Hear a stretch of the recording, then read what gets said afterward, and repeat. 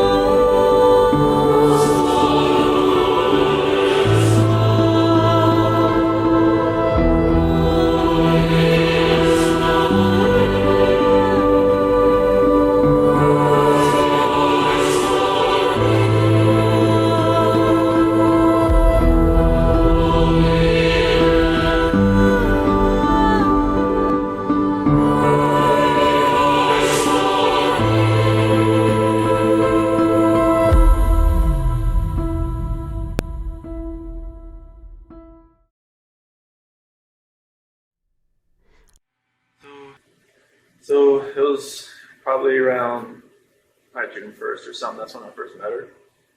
And it was just like a work conversation. She messed with the gas meters that, we were out in the field. And I was messing up. And then, I took it to her like, hey, what's going on with this? Like, how do I fix it? And, after that, we just ran into each other a few times in the office. And I think it was probably the fourth time meeting. She had asked me, because like when we were talking back and forth, I would say, like we moved here from Colorado or from North Carolina and stuff like that. And then she's like, what's all this weed stuff? I'm like, I took out my phone and showed her a picture. Like, my girl's on the phone. It's like, oh, okay. She's like, so I'm like, yeah. But, I didn't wear a ring at work because like I sent it off so I get refitted after I lost all that weight. So, but you lost so much weight that your fingers lost weight. It was literally like I was out in the snow one time. I went like that. And my ring went off on the rocks. So I was panicking trying to find out like I can't wear this anymore. But so after that, she left me alone for a couple of days, and she texted me outside in the field. And then after that, we just kept texting back and forth, and it was just like she used to work in a little rig out in North Dakota, I think. And we just kind of trading stories back and forth about what we did and everything. And then one day, it just kind of went to a different level, and then I never thought I would ever go to that level, but she was talking about meeting up after we got back from San Diego. We go to San Diego from the 22nd to the 26th of June, and we met up after we got back. And How did you guys meet up? At a park in Thornton. Thornton somewhere. And after that, we just kept seeing each other pretty much the whole month of July. So let me ask you this. You tell me if I'm wrong. You strike me as somewhat of a shy person. So when you guys were meeting, was it just kind of very initiatory, like flirting at first? Okay. From both sides? Yeah. It was just kind of like feeling each other out. It's kind of like Yeah. And so texts, any calls? More near the end of June. Okay. And what makes you remember that it's June that it happened?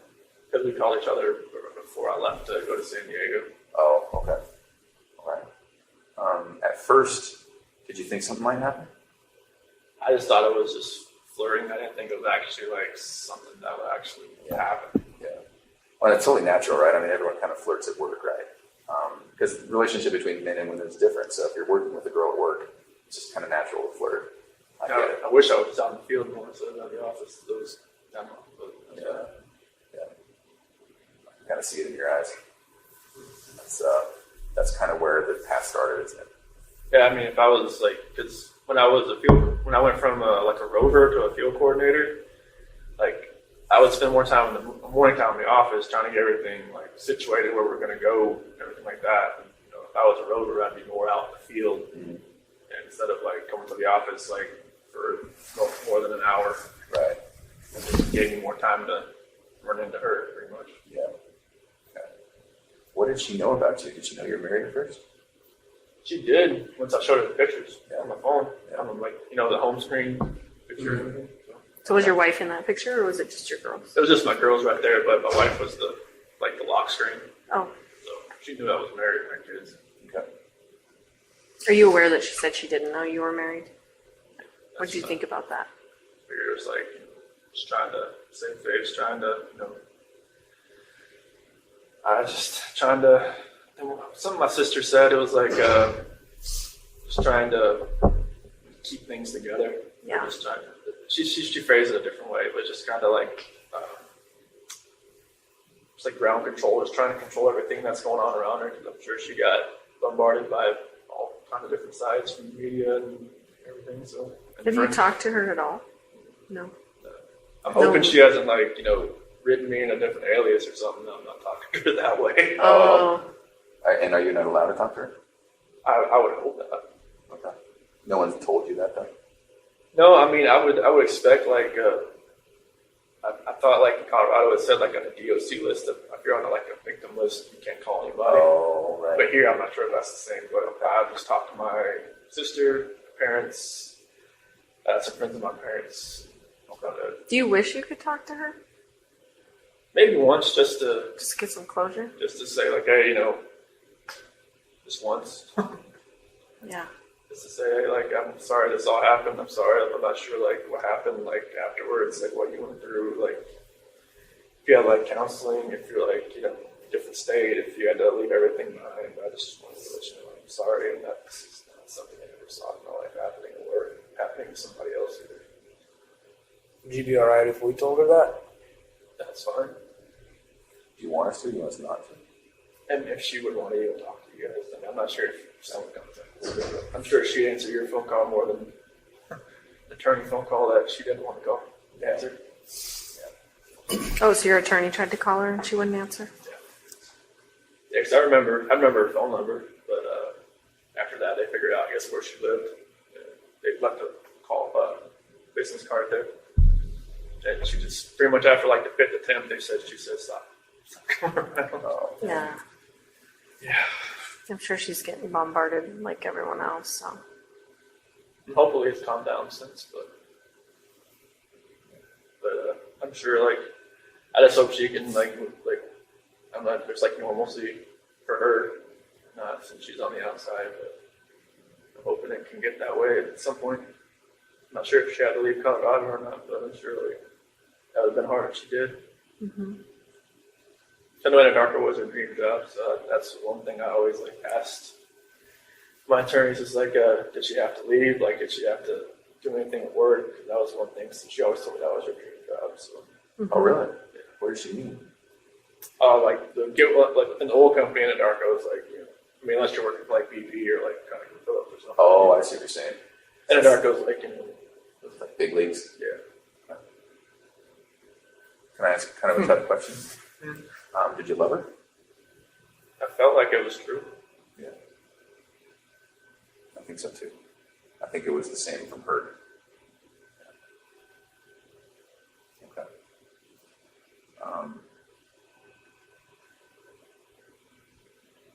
Tell us about the time you spent with her.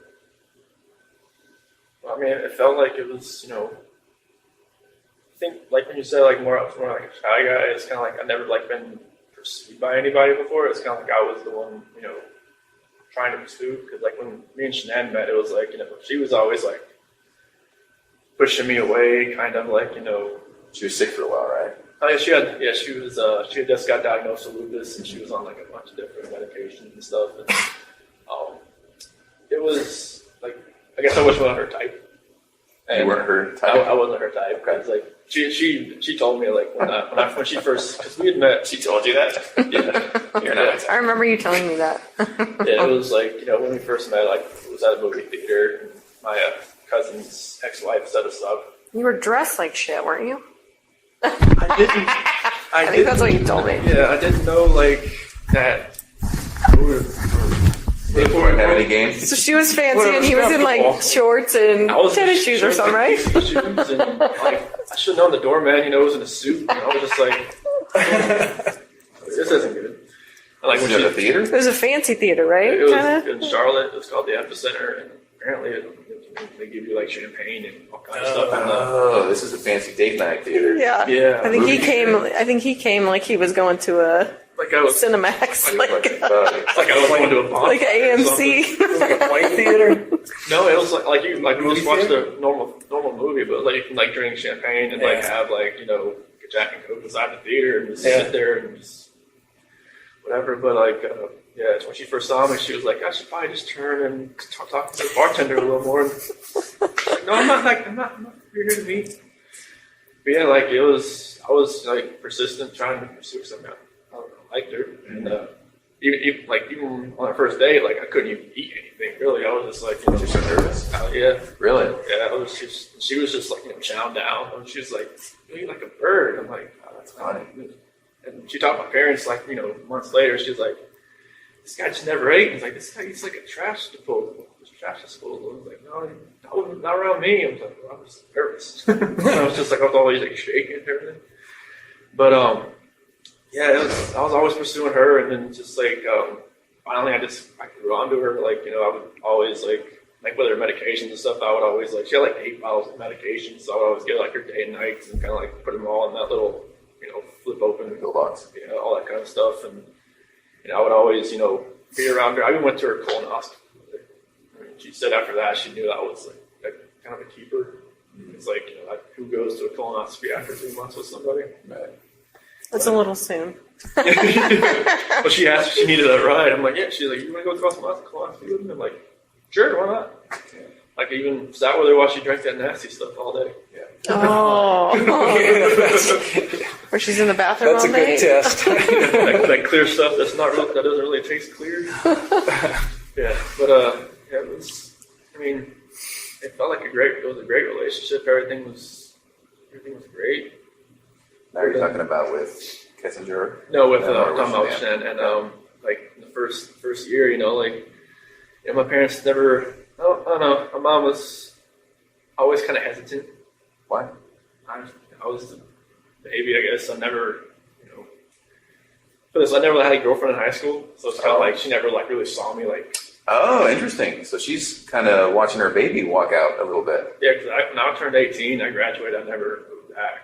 Okay. At home. So my How sister old- moved back and forth all the time. So How old were you when you met Shanann? I was 25. It was 2010. So Okay.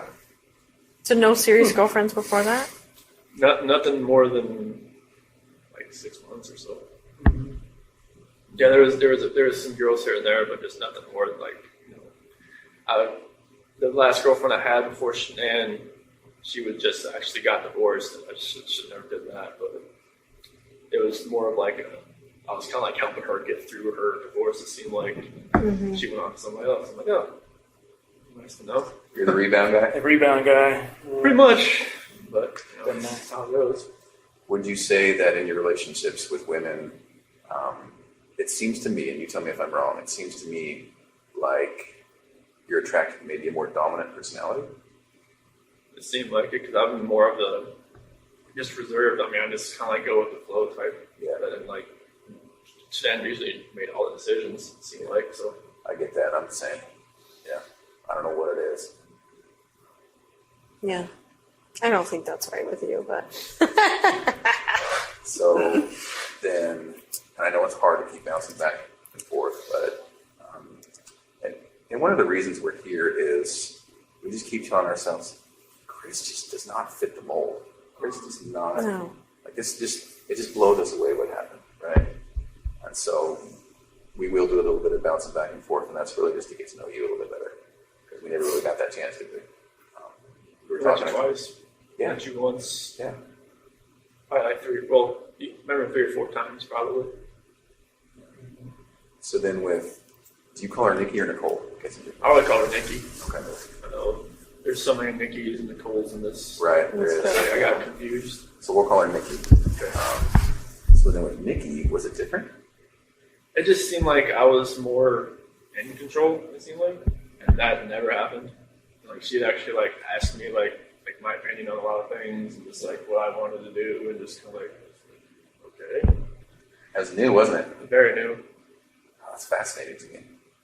And so did it feel more like an equal partnership, or? It seemed like it. Yeah. Okay. So then when it was date night, would you guys talk about it? Would you ask to go somewhere, or would she say, I want to go somewhere? Was it too fast? The first time we went out, it was to a movie over at the Orchard, off the 144th over there, and I asked her like, "Hey, you want to go see this movie?" And like, she's like, "Yeah." I'm like, "Okay, cool." And we got there, it was sold out, and normally you probably just have just wait 2 hours, just go home, but now she just wanted to walk around and just talk. I'm like, okay. Oh wow. So that was different, and I think she wanted to go to the car museum, Shelby Museum in Boulder.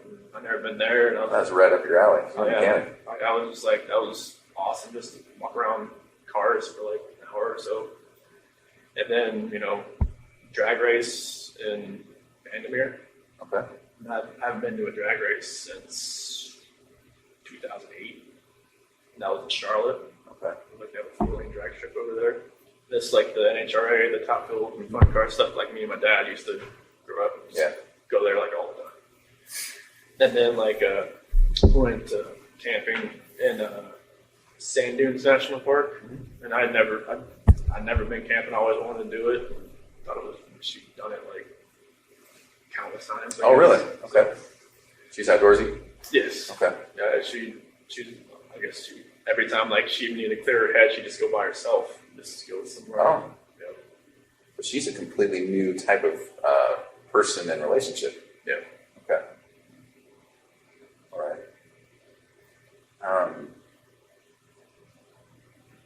What were you thinking this whole time? Like in the back of your head? In the back of my head, I was just telling myself, "What are you doing?" Like every time I open up my phone, I can see pictures and like of my wife and my kids, and I'm just like, "What am I doing?" And then like every time I was with her, it seemed like I didn't think. It seemed like it was like a blinder that was on my face. Oh. And it was like every time I look back on it, like I have pictures of my wife and kids and myself, and like every night, or every morning, every night, I just talk to them, say like I have like this book I used to read for Cece, and I remember that book, so I read that to them like every night, and like there's some scripture and stuff that I read to them, so I just try to think back. Like I wish this never happened. It's just like I wish that blinder wasn't on my head, right in my eyes. That would have seen what was going on. Like I was having. Everybody says, "Oh, you're just out there having fun while your kids, or kids and wife are on vacation." I'm just like, no, it wasn't like that. But it seemed like that's what it looked like when you're going, you're going to camping, you're going to drag race, going all the other stuff that you have fun doing, but you're with somebody else. It's not your family. It just didn't seem right. With her, it just didn't seem like I could even see that anymore. I was there at her house pretty much every night. So it was like I didn't have that time at home just to really think about anything. Because literally, I was only at home from when I got home from work. I worked out, I ate dinner, and then I went over to her house. I never slept in my house the whole month of July. Now, talk me through that though. When you said you went home and then you were at her house, was that while Shanann was gone? Oh, okay. So you weren't even at your house. No. This all happened so quickly, didn't it? It was insane quickly. I didn't she even told me she was never a normal relationship. She would never have somebody over at her house more than once or twice a week. But she felt like she wanted me over there. Yeah. She said she felt comfortable over there. Yeah. So it was just like, that's what was different. Like, she wanted me over there. But